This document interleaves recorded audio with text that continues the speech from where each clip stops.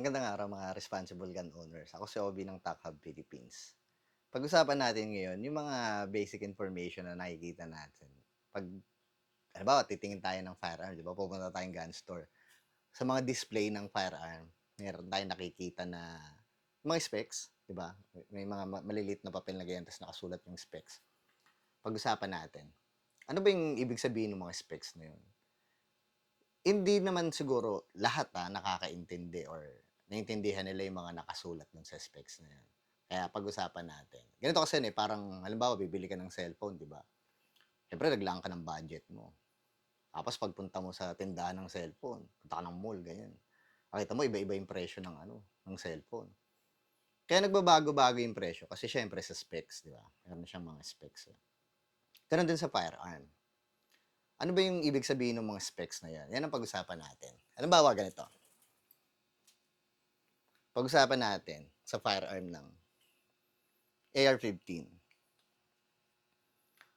Yung mga nakikita natin kadalasan sa specs, halimbawa, caliber. Anong caliber ba yan? 5.56 ba yan? Ganyan, 7.62.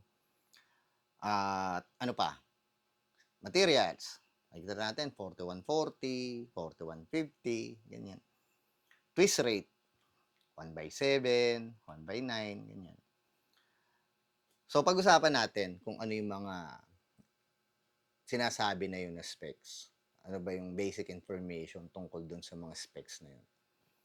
Para makatulong sa atin sa pagpili ng firearm na sa tingin natin nararapat para sa atin as a user.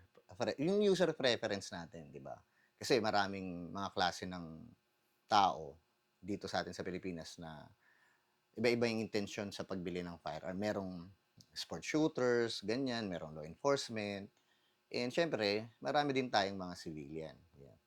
So, halimbawa, civilian tayo. Titingin tayo ng firearm, ganyan. Ano ba yung ibig sabihin ng 4140? Ano ba yung ibig sabihin ng 4150? Simulan natin sa barrel. Sa mga barrel, sinasabi dun sa mga specs na nakikita natin sa mga gun store. Merong 4140. Yan. Yung 4140 is alloy steel. Isang klase siya ng bakal. Same yung 4150 alloy din yan. Ang 4140 sinasabi, mas mataas yung tensile strength compared dun sa 4150. Ang 4150 naman, mas mababa ng konti ang tensile strength compare sa 4140 pero mas mabagal mag-init compare sa 4140. Ganito kasi yan eh. Siyempre kapag bibili ka ng baril, siyempre dapat yung preference mo, di ba? Ano ba yung nararapat para sa'yo? Halimbawa, bakit ako bibili ng 4140? Bakit ko pipiliin yung 4140 versus dun sa 4150? Yung 4150 is designed for full auto. Kahit gamitin mo siya ng full auto, nakailang change magazine ka na, mas mabagal siya mag-init compare sa 4140. Ang bakal kasi kapag yan nagbaga, nag-expand. So, syempre, mawawala yung sukat nung bore, di ba? So, mababawasan yung accuracy. So, kung halimbawa, ako civilian ka, ganyan, bibili ka ng firearm, ng ganitong klase ng firearm, AR. Kailangan ko ba yung 4150 na ideal for full auto?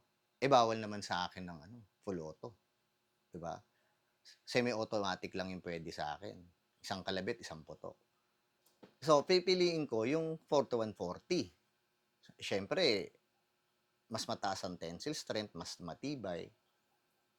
Hindi ko naman gagamitin siya sa full auto. Ngayon, halimbawa naman, may chances na kakailanganin kong gamitin yung full auto.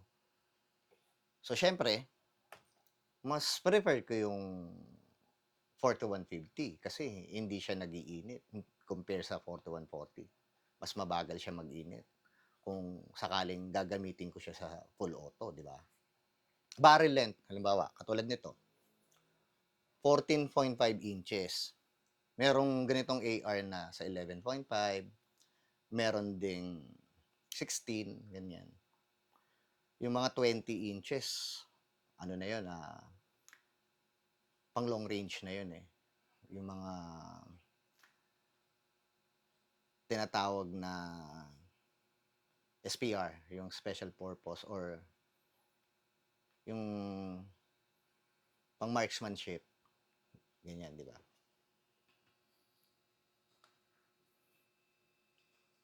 Ano pa yung mga specs na sinasabi?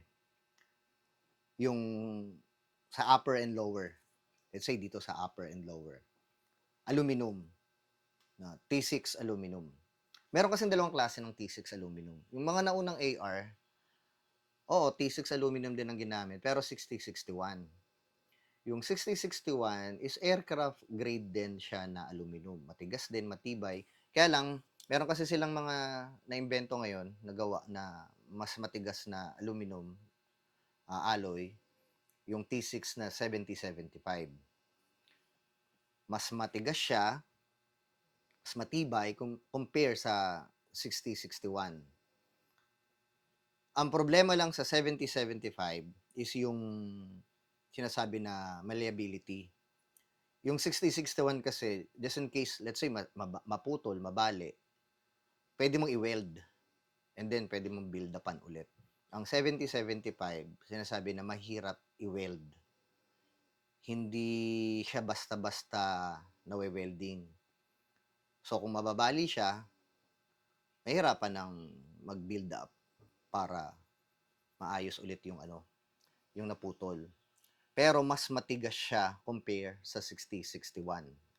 So, yun yung mga specs na kadalasan na makikita natin sa mga gun store na nakatapat dun sa AR or dun sa firearm na naka-display, di ba? Ano pa? Sa barrel length, pag-usapan natin yung barrel length. Sa barrel length kasi, sinasabi na kung pipiliin mo yung mas mahabang barrel, ang intention mo is for sa long range. Siyempre, mas mataas yung range na maaabot pag mas mahaba yung barrel kasi nga mas mataas yung muzzle velocity pag lumabas na yung bala. So, mas mataas din yung marireach nung projectile. Kung civilian ka, siguro hindi mo naman kakailanganin ng pang long range unless sport shooter ka. Nagko-compete ka sa mga long range competition, ganyan. Pero kung for self-defense or home defense, mas pipiliin mo, syempre siguro, mas pipiliin mo yung shorter lang yung barrel kasi pang maneuver, di ba? May mga tight area, tight spaces, madali mo siyang ma-maneuver. Let's say sa loob ng bahay, ganyan. Or let's say sa sasakyan, ganyan. And dito kasi sa atin sa Pilipinas, kung civilian ka at hindi ka naman sports shooter, pag nag-acquire ka ng ganitong firearm, the most common reason is for self-defense. Diba? Hindi mo naman siguro masasabi na self-defense kung yung target mo o yung binabaril mo 100 yards. Mahirap sigurong sabihin self-defense yun, di ba? And ayon sa pag-aaral ng FBI, 99% ng close quarter engagement is at 20 yards. So, hindi mo naman siguro kailangan ng mahabang barrel kung civilian ka and for self-defense or home defense yung intention mo to acquire yung mga ganitong klase ng firearm. Ano pa na nakikita natin kadalasan sa mga specs sa display? Twist rate. Pag-usapan natin yung twist rate. Nakikita natin, di ba, merong 1/7, ganyan, 1/9 na twist rate. Yung twist rate kasi ganito. Yung projectile, sa isang revolution, 7 inches. Yun yung 1/7 twist. 7 inches yung travel niya. Let's say, sa isang revolution ng projectile, magta-travel siya ng 7 inches. So, that's 1/7 twist. Yung 1/9 naman, sa isang revolution ng projectile sa loob ng barrel, magta-travel yun ng ano, ng 9 inches. So, yun yung twist rate. So, anong anong pinagkaiba, 'di ba? Bakit ko pipiliin yung 1/7? Bakit ko pipiliin yung 1/9? Sinasabi na ang 1/7 twist is kayang mag-handle ng ammunition or yung projectile na may weight up to 77 grains. Kaya niya yung mga mabibigat, stable, during travel sa air. Kasi ganito yan eh, kapag malakas ang hangin, syempre magkakaroon ng wind drag, di ba? Malakas ang hangin. May tendency na mag-tumble yung bala or yung projectile. Pabalik-baliktad yun eh, kapag malakas ang hangin. So, ang ginagawa, para hindi mag-tumble yung projectile, kailangan mo, for long-range shooting, kailangan mas mabigat yung projectile mo. At para ma-stabilize yun, kailangan ng mas mabilis na RPM, yung revolution per minute, para sa long-range accuracy, long-range shooting accuracy.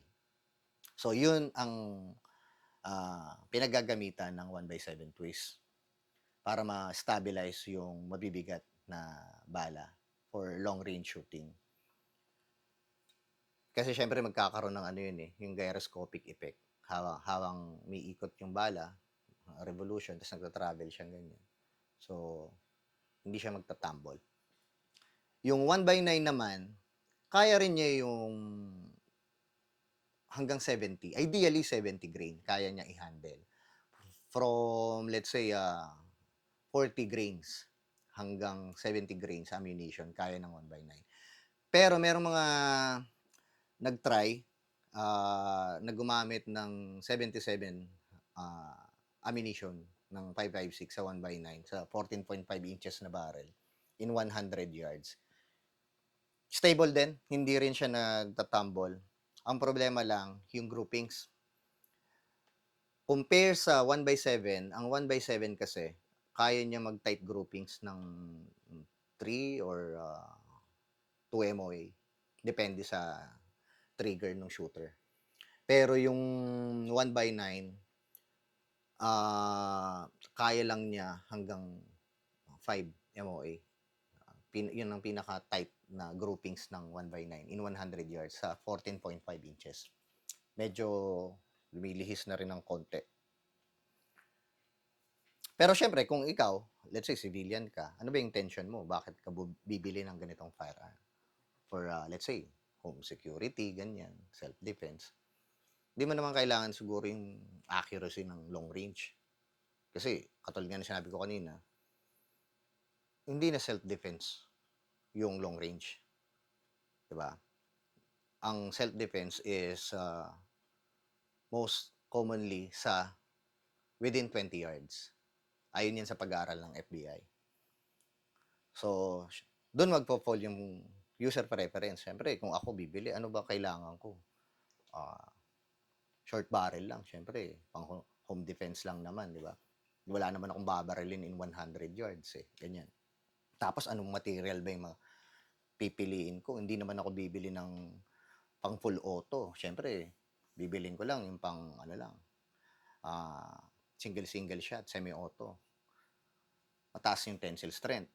So, or let's say, kahit civilian ako, gusto ko yung, just in case, in the future, kailanganin kong suppressive or full auto. So, ngayon pa lang, bumili na ako ng 4150. Di ba? So, depende pa rin sa inyo yan, kung ano yung preference nyo sa pagbili ng barel. Ano pa? Yung buffer. Merong mga lumalabas na AR. Iba-iba yung buffer. Yung weight ng buffer niya. Merong kayong makikita na naka H2, merong naka H buffer. Yung H buffer is yun yung H1. Ang weight ng H buffer is 107 grains. And ang weight ng H2 buffer is nasa 130 grams pala. Sorry, hindi grains. Grams. Yung H3 is nasa 155 grams yung weight. Kasi may ano yan eh, parang may pabigat sa loob. Kung mapapansin nyo, di ba pag kinalog nyo siya, meron siyang pabigat na mga bakal, mga tube. Ang purpose nun is para makompensate niya yung recoil. Kasi ganito yan eh, syempre kapag pumuputok na yung firearm, merong gas na papasok para ma-cycle yung BCG. Syempre travel yung BCG backwards, ganyan, di ba? So, kung mataas ang pressure, malakas ang impact. So, yun yung recoil. So, para ma-lessen yung recoil, pwede mong lagyan ng mabigat na buffer. Siyempre, kung mabigat yung buffer mo, medyo babagal yung pagtulak. Kasi siyempre, mabigat eh, di ba? Babagal siyang ganyan. So, mababawasan yung recoil. So, yun ang purpose ng mga buffer weights. Ganyan. Pero, titignan mo rin, sa specs nakalagay din eh. Merong mga nakita ko na naglalagay na naka-indicate na dun yung gas system. Yung gas system kasi is yung, katulad nito sa DGIS na ganito, yung direct gas impingement. Gumagamit siya ng tube length na katulad nito yung, halimbawa, kung carbon length or mid length, yung gas system niya, merong specific na length siya, na size. Halimbawa, sa carbon length, from gas block hanggang sa barrel extension, ang length niya is 7 inches. Ang mid length naman is 9 inches from gas block hanggang sa end ng barrel extension. So, anong impact nun? Sinasabi na kapag mas mahaba yung dwell time, mas konti yung pressure na papasok para mag-cycle yung BCG. So, mas mababa ang recoil. Kapag mas mahaba ang dwell time using ng carbon length system, kasi syempre from, let's say, yung gas block mo, nandito lang, 7 inches. Yung dwell time mo, yung sinasabi kasing dwell time is yung haba o yung amount of time na magta-travel yung projectile bago lumabas sa dulo ng barrel, sa end ng barrel. So, yung time na yun yung mag-stay yung pressure dito sa BCG para mag-cycle siya. Ngayon, kung extend mo ngayon yung gas block mo, gawin mong mid-length, dagdagan mo ng 2 inches, so iigsi na yung dwell time mo. Pag umigsi yung dwell time mo, mababawasan yung pressure na papasok para mag-cycle yung BCG. So, since mababa yung pressure, mas mababa yung pressure, mas mahina yung recoil. Diba? Yun yung advantage ng mid-length compare sa carbon length. Ang advantage naman ng carbon length is mas reliable siya. Kasi even kahit merong mga obstruction sa loob ng internal parts ng BCG, let's say nag-accumulate na yung dirt or yung mga carbon, ganyan, talagang puputok pa rin kasi nga mataas yung pressure, mahaba yung dwell time. So, ayan, ikaw na yung bahalang pumili. Nasa user preference pa rin, di ba? Kung ano yung mas pipiliin mo. Carbon length ba? Mid length ba? Ganyan. Tapos may mga makikita rin kayong display sa mga gun store. Makikita nyo yung, halimbawa, yung muzzle brake, di ba? Ganyan. Katulad nito, ito kasi, ito yung mil spec eh. Yung A2 na flash hider. Meron siyang 5 slot na ganyan, no? May 5 butas. Ang purpose kasi yan, syempre, literally, flash hider para matago yung flash pag pumuputok. Meron naman kayong iba makikita, yung mga may compensator. Ang purpose naman nun is para ma-lessen yung recoil. Ganyan. So, depende pa rin sa user preference natin kung ano yung mas pipiliin natin. Yung iba kaya gumagamit ng mid-length, sineset aside nila yung reliability ng carbon length sa gas in terms of the gas system. Magamit sila ng mid-length is para sa recoil management, para mabawasan ang recoil. Kasi nga siyempre kapag mas mababa ang recoil, mababa lang yung muscle rise, yung pag-angat nitong muscle, 'di ba? So kung mababa yung muscle rise, mabilis yung target acquisition. Ibig sabihin mabilis mong maibabalik yung aim mo dun sa target. Kasi pag angat na ganun, maibabalik mo kaagad. Kung mataas yung recoil, mataas yung muscle rise, medyo mahaba yung time bago mo siya maibalik sa target. So depende pa rin sa preference mo as a user, 'di ba? Kung anong klase yung gusto mong makita dun sa firearm na bibilin mo, 'di ba? Ganun 'yun. So 'yun yung mga basic information na kadalasan na makikita natin sa mga gun store kapag nagdi-display sila ng firearm tapos may nakikita tayong mga specs. Yung mga ergonomics, like yung ambidextrous na fire selector, ganyan. Ambidextrous yung magazine release, ambidextrous yung bolt release, bolt catch, ganyan. Hindi naman siya masyadong nagkakaroon ng impact doon sa pagpili kasi nga kadalasan pinapalitan natin 'yan, eh. Kasi meron tayong nakikitang mga ibang design. Katulad nito, mil spec, ganyan yung design, mil spec. So siyempre may nakita kang ibang mas magandang design, 'di ba? So papalitan mo. Eh siyempre 'pag pinalitan mo, pili ka na nung ano na, yung ambidextrous na. For example, sa fire selector, hanap ka na ng ano, ng ambidextrous. Sa trigger, ganito, mil spec na trigger, ah, darating yung time, magpapalit ka rin naman ng trigger. Pili ka ng mga magagandang trigger, drop in. Pero merong mga ano merong sa market dito sa atin sa Philippine market ng mga ganitong firearm. May mga nakita ako na naka-drop in trigger na. So ayan, yan yung mga basic na information dun sa mga nakikita natin na nakasulat dun sa specs.